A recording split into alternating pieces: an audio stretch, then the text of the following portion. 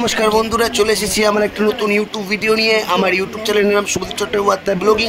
প্রত্যেক বছরের মতো এবারও তোমাদের জন্য একটা নতুন ভিডিও এসে গেছে। তো এবারের ভিডিওটা দেখে বুঝতেই পারছো, এটা আমার এক বন্ধুর বাড়িতে বিপত্তারিণী পুজো। তার নাম রণক ঘোষ। তো তোমাদের নতুন করে পরিচয় করাবার তাকে দরকার নেই। তোমরা আমার ভিডিওতে তার ছবি দেখেছো, তার ভিডিও দেখেছো। খুব সুন্দর করে প্রত্যেক বছরের মতো এবছরও বিপত্তারিণী পুজোর আয়োজন করেছে। খুব সুন্দরভাবে বিপত্তারিণী পুজোর ঠাকুরটাকে সাজিয়েছে। আর এমনকি এই বন্ধুটা যখনই ঠাকুর কিনে আনে বা ঠাকুর তৈরি করে আনে, তো খুবই মানে কি বলবো, এমনই এক জায়গাতে গিয়ে আনে না, সেই খুব সুন্দর দেখা আর কি। তার উপর ঠাকুরকে সুন্দরভাবে গয়না পরানো হয়, সুন্দরভাবে সাজানো হয়, তারপর ঠাকুরের পুজো হয়। এদের এই বন্ধুর বাড়িতে পুজো অনেকটা ওই দুর্গা পুজোর মতো হয়।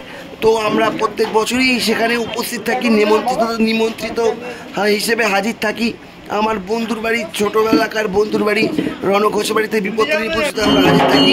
তো বেশি কথা বলবো না, তোমরা ভিডিওটা দেখতে থাকো। ভিডিও দেখার সঙ্গে সঙ্গে লাইক, কমেন্ট, সাবস্ক্রাইব থাকো। দেখতেই পাচ্ছ এখানে মশাইও এসে গেছে।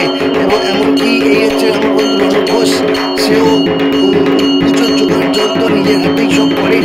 আর পুজোর মানে এই বিপত্তারিণী পুজোতে প্রচুর লোকজনও আসে।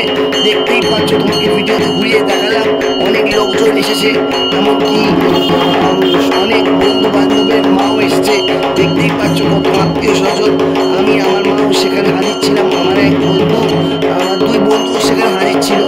তো আর বেশি কথা বলবো না, তোমরা লাইক, কমেন্ট, শেয়ার, সাবস্ক্রাইব অবশ্যই করো।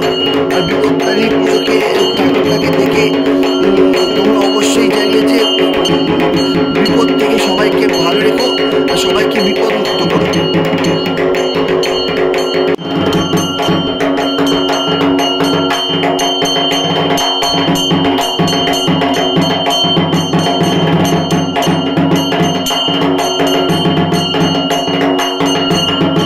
সত্যি ঠাকুরটাকে এমন সুন্দরভাবে আমার এই বন্ধু সাজায়, দেখলে মনে ভক্তি এসে যাবে।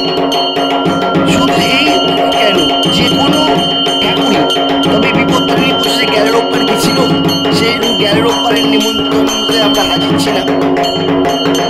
আমি আর আমার মা হাজির ছিলাম।